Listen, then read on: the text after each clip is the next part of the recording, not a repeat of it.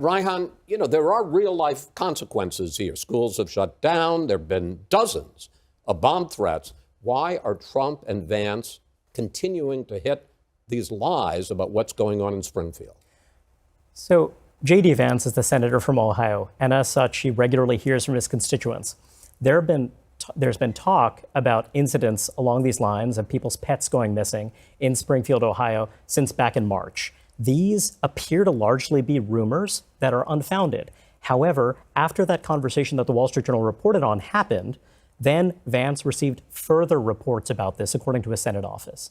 This is something that is ongoing, where they then chased down. Is there a single verifiable claim that a pet was stolen from somebody's house and that a Haitian migrant ate it? Not that I know of. Well, but what then.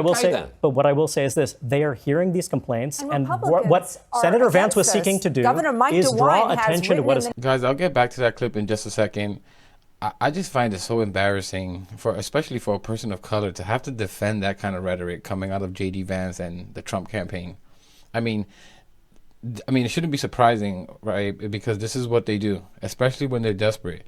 They go to this racist thing. And Trump has done this before in 2016 with the Mexicans, so-called, some of them are good people coming over the border. They did this in 2020 with the quote-unquote China virus that Trump was calling COVID. And now they're doing it in 2024 with Haitian migrants, legal migrants in Springfield, Ohio, that JD Vance is the senator of. This is really disgusting stuff, and it's pretty sad to see. Let's get back to the clip, and you let me know what you think. There's the tinderbox in Springfield, Ohio, about Haitian immigrants eating pets. The Wall Street Journal did a great report this week, found that the town city manager told a Vance staffer there was no verifiable evidence or reports to show that this was true, the idea about eating pets. The city manager, told them these claims were baseless. But the next day, Trump repeated the lie in his debate with Harris.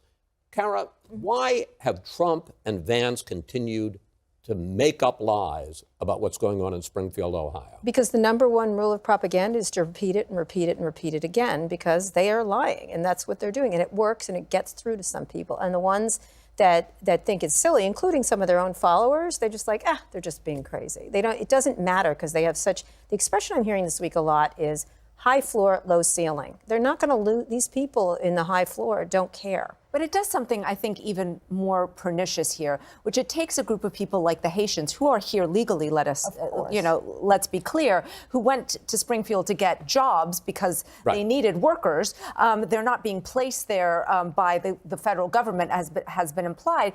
And what it does is it sows division between people, that there are some real Americans whose stories deserve to be told, who deserve to be heard by the media, and these Haitians somehow are inflicting harm. Reihan, there are real-life consequences here. Schools have shut down. There have been dozens of bomb threats. Why are Trump and Vance continuing to hit these lies about what's going on in Springfield?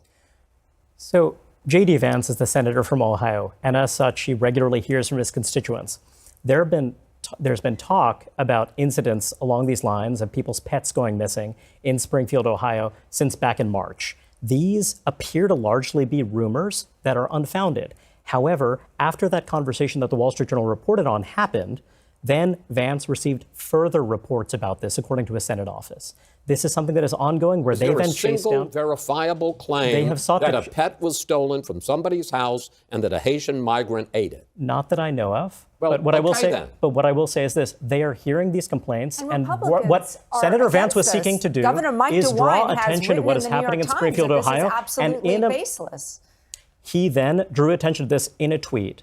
Then former President Trump, raised this in a debate. This then spiraled into a much larger story when I believe that Senator Vance was trying to draw attention to what was happening there. Because he's and then I think that this did spiral out of control. In the toilet. This is what this is, and he's just He was not lying about the reports that he and his office. But then he should stop, because a rumor is a rumor. He should stop. He is talking about a range of issues. He is not focusing on this.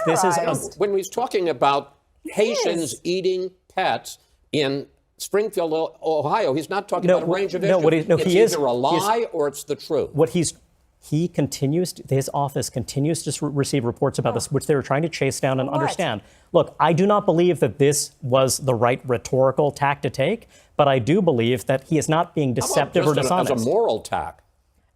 I believe that he cares deeply about everyone in Springfield and everyone in Ohio, but that's not. I'm not here to speak on his behalf. Can I ask you a question? I'm really curious about I'm this. trying to offer some context. You guys are claiming that he is lying. I'm getting the context, but what I'm curious about is you have JD Vance, who is the senator from Ohio, and that is true. And it is a Republican-run state. You have the governor, you have the Republican mayor, you have Republican representatives, all saying that this is false, defamatory, and more than that, hurtful to the community, the people that supposedly both Trump and Vance are trying to help. And so this is the same Senator Vance who is speaking out about the people of East Palestine, Ohio. No. In a similar situation. You're not going to switch to. You're not going to switch to another I'm trying place. to offer some context. No, we're talking about Springfield, Ohio, Raihan.